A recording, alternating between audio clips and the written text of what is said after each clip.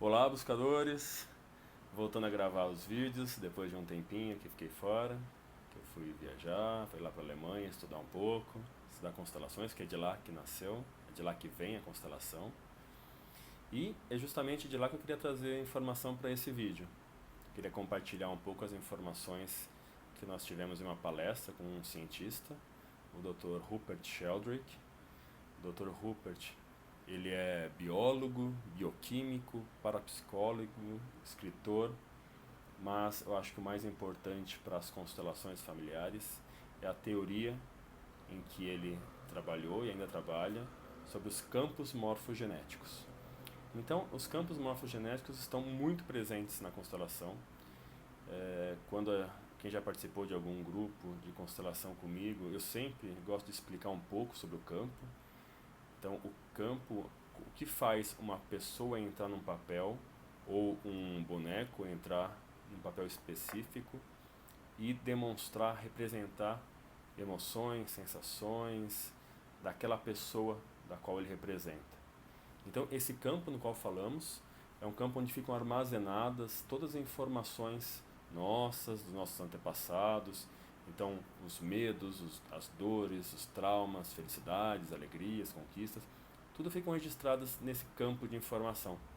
E quando uma pessoa ou um boneco entra para representar essa pessoa, ele absorve, ele faz um download dessas informações, ele acessa essas informações e aí consegue manifestar todos esses sentimentos e emoções. Então, ele é super importante, o Rupert, para teorizar, para trazer uma visão científica do campo. Então eu vou trazer alguns tópicos, poucos, porque foi uma manhã inteira de palestra, mas eu queria trazer algumas coisas que trazem para elucidar o que é o campo. Então, a primeira coisa que ele abordou foi sobre a memória e o estudo da memória. Então, segundo ele, os cientistas há mais de 100 anos buscam no cérebro qual que é o campo, onde está armazenado a nossa memória, e até hoje não encontraram. Então ele defende uma teoria de que nós somos como televisores, do qual o programa de TV não está ali dentro. O programa está fora, é um ambiente virtual. A TV é um receptor dessa informação dos programas. Então, ao ligarmos a TV, ele se conecta com esse ambiente externo e recebe as informações do programa. Assim seria a nossa memória. Nossa memória está no ambiente externo, está no campo morfogenético do qual a gente absorve essa informação.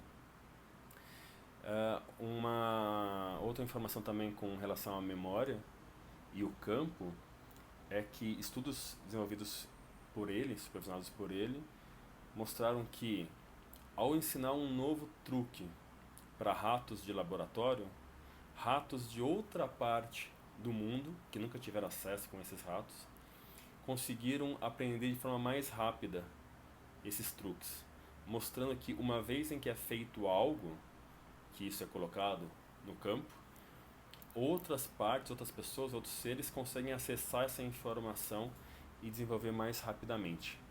Inclusive tem não nessa palestra, mas um vídeo que eu vi sobre ele falando, um vídeo antigo, sugerindo que quando a gente estiver fazendo uma prova ou um exame, a gente comece com as últimas perguntas. Porque vai chegar um momento de perguntas que alguém naquela sala já respondeu e aí vai ser mais fácil a gente acessar e responder essas perguntas. Então fica a dica nos próximos exames. Outro tópico que ele abordou foi com relação ao nosso formato, aos nossos instintos. Então existe sim uma parcela importante dos genes, mas segundo ele é mais importante para a nossa formação, para os nossos instintos, a questão da ressonância da onde nós estamos. Então ele fez uma metáfora muito interessante com relação à construção de um prédio. Se a gente olhar os materiais, tijolo, areia, cimento, isso seriam os nossos genes. Só que eles por si só não fazem nada. Então, um arquiteto, um engenheiro, desenha, faz um projeto, do qual ele chamou de plano, e aí sim, esses materiais seguem o plano, seguem o projeto e se tornam um prédio.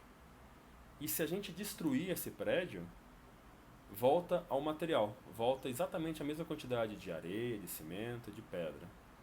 Então, o nosso gen, ele é responsável pela base, mas quem dá a direção é esse plano que não é físico.